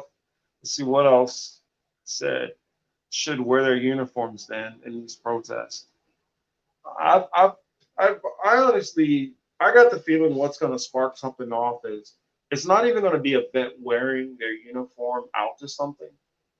It's going to be a vet who's like minding their business, and the situation is just so unjust, and it gets filmed, or there's a ton of people. Well, I think it's going to be a film regardless, but it's going to be a ton of people, and when you see a veteran being treated that way, it's going to strike up a certain kind of like, all right, all right, all right. Even because even right wingers, if the cause is if the cause hits them the right way, there's ways where both sides can kind of find a harmony. Um, and I honestly wish that any imperialist right and any imperialist left would focus on trying to break up the powers that be um, as far as their monopolies and their control. And I realize in a movement, you need all types of people. You need your abolitionists out there on the streets. You need your people who are sitting up there who are thinking about how to write out legislation. You need your people who are coming up with the different thoughts and ideas for how you expand the movement and how you write out the actual legislation. You need those people who are double checking that to say, hey, wait a minute, we forgot about this. We should put that in. We should add this in. And so I feel like there's many aspects of the movement where all of us have a place where we can be effective and do things. Hopefully we can start to push this pressure because a lot of what I try to do when I talk to people is I'm trying to alert them to things, which I'm not saying this stuff because I'm some partisan hack, whatever. This is what I see out there, and I believe, and I'm trying to warn people because I don't want things to happen. I want a peaceful revolution. That's what I want. I want for America as a nation to wake up and start realizing and just do better. Whether we went to the moon or not, some people fight about that. I won't go into it. But Kennedy had the mindset we're going to put a man on the moon. Eisenhower decided I want to spread an interstate system across this entire country. That way, we'll be able to ship goods everywhere. People will be able to make it easier to get to other cities. It will help with tourism. It'll help with our economy. We used to think like that as a nation. We used to say, you know what? We're going to build more bridges. We're going to do this. We're going to do that. Granted, most of it was manipulated by a handful of the same wealthier people, but it seems like their descendants who are now controlling things now need to be forced to do it. It's like the the older times felt like, oh, we'll give a little bit of crumbs to them to keep them off our back, and now it's almost like this is the Marie Antoinette period where they're like, let them eat cake.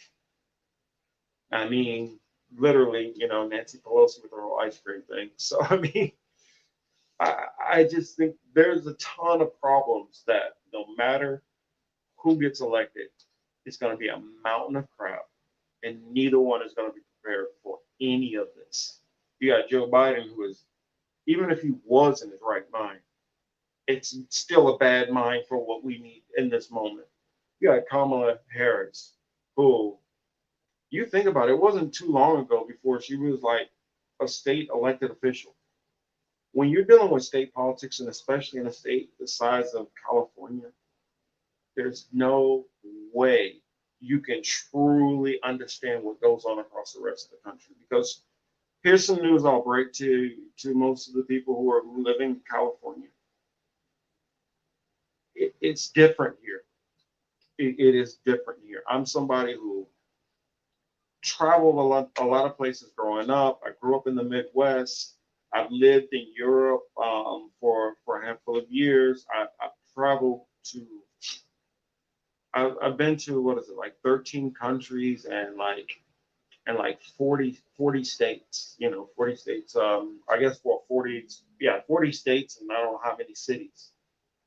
I've been around a lot of people, a lot of different areas, and got to see things from a bunch of different perspectives, especially when it's not your home. So when it's not your hometown, it's a lot easier for you to sit back and be almost a third party to viewing how interactions and things work within that city. And I feel blessed that I was able to do that. I mean, one of the things I used to do, I called it 24 hours in the city, and I would go to the heart of wherever that city is and just immerse myself in the culture and just watch how the city would just change throughout the day. Sometimes I would do it, just 2 days. Sometimes I would break it apart in 3 days or whatever.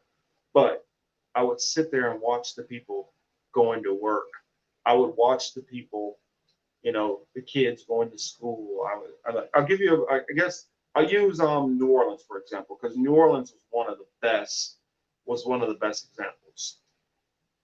You see the business people going to work, you see kids going to school. I'll help paint the picture a little bit better. If you've been in New Orleans, imagine Canal Street, right by Harrah's, near the French Quarter. And this is where you have a lot of tourism, all over the place. You have where a lot of the parades and stuff kind of flow through this area. And so that corner where I was kind of at, right across from the Harris Casino, I was able to, and I was probably a couple of steps from right literally inside the French Quarter. And I would just watch as businesses open, the interactions with people, people start going to lunch. You know, the tourists come out and the ones who have small kids and they're taking all the pictures. And you notice the older families come out and the teenagers and they're going to amusement parks and other different things like that, or thinking older families and they're hitting the casinos and then whatever different festival they might have going on, you know, Gay Pride Parade, Latino Parade, Cajun Festival, Mardi Gras, whatever they have going on. And you get to see all these different aspects. And then as it gets a little bit later in the evening, you start to see everything starts slowing down as people are getting off work and leaving. And you notice the French Quarter starting to come alive more, and the bars are starting to get jumping. And it's kind of more of a tourist fun environment. And then you watch as it starts to change a little and it has more of that kind of teenage to younger 20s, a little kind of dangerous party young feel to it. And then you watch it start to change a little bit more and you notice an older crowd come in and has a little bit fun atmosphere, but you know, the young kids have kind of floated away. And then you notice a darker element start to come in. You start noticing the pickpockets. You start noticing the people who are looking to start fights. You start noticing gang members start floating in there. Because what a lot of people don't know is right on the other side of the French Quarter, there's a project, some like a cemetery right over there. So it's a really bad area right on the other side of this really, really nice area and fun area where mostly a lot of people from all over the world go to. So that element starts to come in. You start to see prostitutes come in. You start to see the winos coming in, stumbling all over the place. You start to see the junkies coming in. You see at that point when the clubs start to wind down and everybody starts leaving and the police are swirling around doing this and doing that sometimes because right out there it's a canal street, a street that's easy for them to go up and down. So they'll be floating in and out of that area. Um, and then you notice like the homeless, and then you start to notice the wine. I mean, not the winos. I already talked about winos, but you start to notice the drug addicts, and you see them literally sitting behind bins and shooting up, and you know, people doing lewd acts for narcotics. And every city I've been in, you see the same cycle. Every single city. To the point where you almost feel like whoever is like at the top, like I'm talking about all the donors who are putting money into people's pockets, they obviously have almost designed this system to sit and work this way. And their goal is to keep it, just keep it kind of where it is. We're gonna build some more of our people to the wealthy class. We gotta keep a certain amount of workers until we get all our computers online, and then we just gotta keep this worker base down here at the bottom. And whenever we need stuff and more taxes, we'll find ways to purge it out of them, whether we'll overcharge them, whether we'll hit them with, you know, interest rates or throw something crazy in the fine print that they're not going to understand. And then we'll have our sheep herders on the other side, especially the Republicans. Are, well, you should have known better. Yeah, like everybody's supposed to just be like a constitutional lawyer, and then they're supposed to be a contractor at the same time, and they're supposed to be able to understand. I mean, court documents. The ridiculousness of just even debating back and forth with a lot of conservatives, it's a waste of time. So that's why I don't bring them up most of the time. Um, I guess I'll give you guys my last couple of announcements for the night. I appreciate the all the people are in here. I was kind of surprised that I guess I'm surprised that I got people still hanging in this late with me. I figured it'd be down to zero in no time, and I just kill it off because I'm talking to myself. But I see that I do have some impassioned souls who are out there willing to hear me out as I blabber along and give you all my thoughts on some of the things I see transpiring, some of the things which I hope don't transpire, and things which I hope that we focus on and be more engaged about. Um, Tomorrow night, uh, please make sure to hop on to my other channel, The Political Matrix, and that show I co-host with Emmanuel and with Chris Lawson. Um, let's see, what is it? 8:30 Pacific, um, and what was that? 11:30 Eastern, 10 and then 10 Central, 10:30 Central.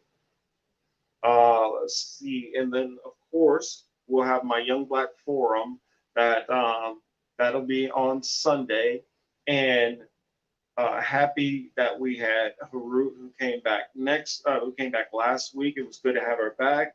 And this week, it appears Sade, she will be back. So I'm excited to have both of them back on the panel. I'm pretty sure, I think I got Brandon who's going to come back again because I kind of want to keep him on the panel. I really like his energy.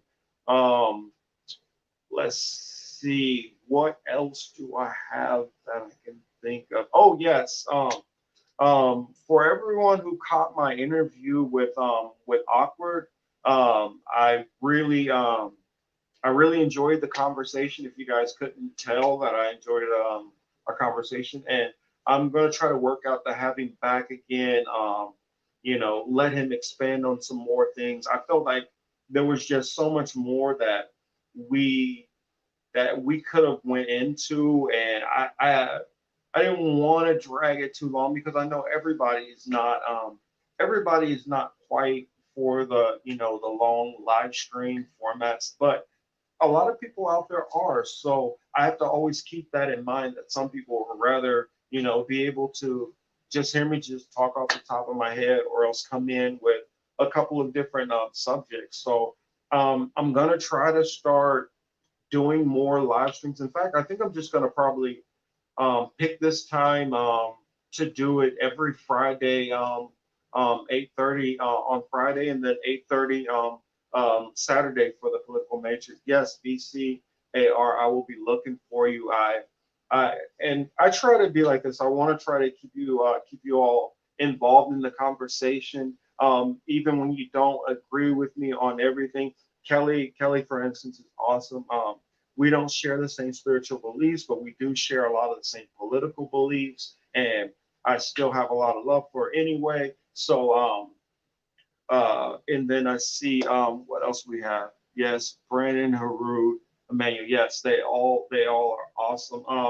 I'm gonna try to. What I think I'll probably do a little different this time is I might just do a monologue to start off to get a couple of things out there that I want to talk about. I noticed somebody who I really enjoy.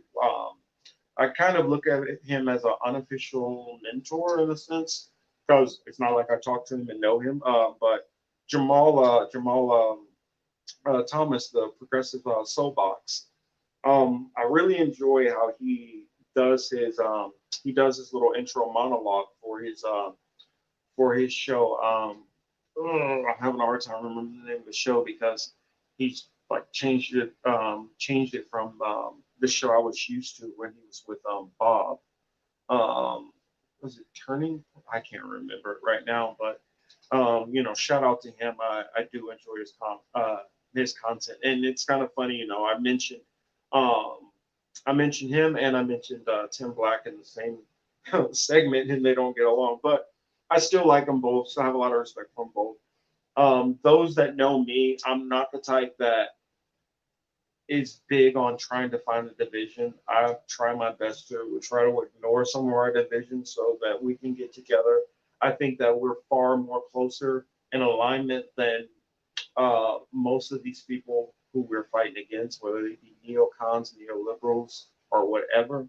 So that's what I have going on. And I got in touch with forgot, I almost forgot. I got in touch with Nico. And for everybody who hasn't who didn't know about the thing which went on with the interview and everything, where I was like locked out, I couldn't get my message to him or whatever, got in touch with them.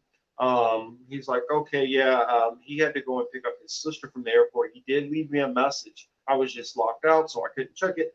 But he was like, yeah, he'd be cool with doing a rain check. So we're gonna try to work out a time coming up soon to be able to have him on and talk and look forward to that because though some people, that kind of travel in our circles are not quite a fan of everybody.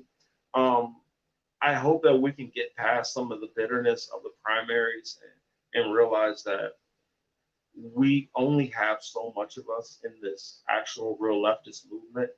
And if we're cutting ourselves into super, super, super minute, groups, we're never going to have, that real movement to be able to push things like, for instance, in a general strike. We got to be able to have some kind of unity and get on the same board where if something is going on, we all, no matter who it is across the lefty spectrum, can be able to start sounding the trumpets to call to arms. So I that's my goal. I know everybody's not going to be like that. I know we have some people who would rather kind of do the solo route, but I'm all about trying to get in touch with everybody and expand our message. That's what I'm mostly about. What did you say? Yeah, you're ever active in LA? I am protest almost every weekend. I'm gonna try to start getting into some of those protests. I know with this COVID stuff, it's kind of been a little crazy. Yes, I'm in LA. Actually, if you're familiar with the area, I'm actually in Southgate. So that's where I live, Southgate, California. But I'm not from here originally, so still learning the area. I was in Huntington Beach when I first got out here, living with my brother for a while, and then I was in Stanton for a while, and then let's see, I was in Downey, and now I'm over here. So yeah, BC, I'm definitely gonna hit you up in the DM, and I definitely am gonna talk. I want to talk about some of the protest stuff. I'm gonna try to start having more interviews, and really try to bring on a bunch of different voices that I don't feel get enough exposure for one, because I feel all of us have something to say and add to the conversation, and it doesn't need to all be just listening to our favorite, YouTube commentators. I'm not trying to throw any diss on anybody, but we need to also say, hey, well, let me throw a little bit of time to, listen to this person or listen to that person or throw them in or just take a chance on some different people.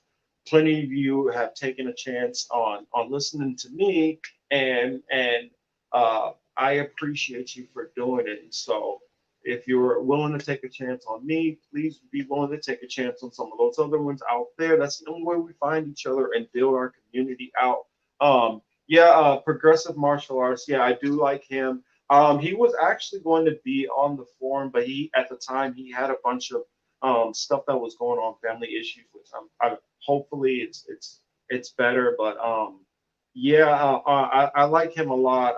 I will try to reach out to him, if not get him on the panel, to just sit down and me and him, hey, just talk about some things, just two average Joes. Um,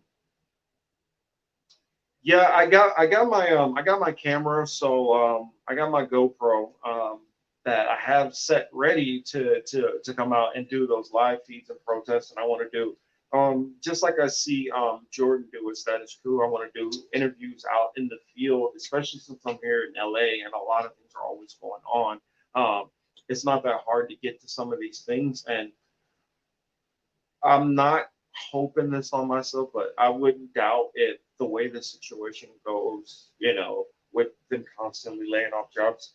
I wouldn't be surprised if I end up, losing my job. I mean, most of these careers, how they go is, last in, first out. So I've only been with the company. I haven't been with the company even a year yet. So with all this stuff, who knows? And I don't spend my time worrying with it, but you know, especially if I have more time off, you're all gonna see a lot more of me on here, definitely. Um, because I'll definitely have a lot more time to be flexible. That's kind of part of the hiccup with um, that's part of some of the hiccup that I have because being on Pacific and my hours that I work 8 to 5, and traffic here, so sometimes I'm not home till like 6 o'clock, and that's like 9 o'clock out there for a lot of them. So either they're already like in the middle of a stream, or they just got things going on. So it gets kind of hard to schedule with some of the different people over there. But I'm going to try to keep reaching out to some of those people, especially even if we have conflicting schedules. Um, Not yet, but Woke's channel on Twitch is a great source. Make sure to send me that one on my can you send me that one on my what? I actually just I'll go back through the chat and get it out of there. Thanks, VC. Um, Thank you, Kelly. I definitely need virtual hugs right now. So I am going to get out of here. I appreciate everybody, and especially the people who stayed all the way to the end of this live cast.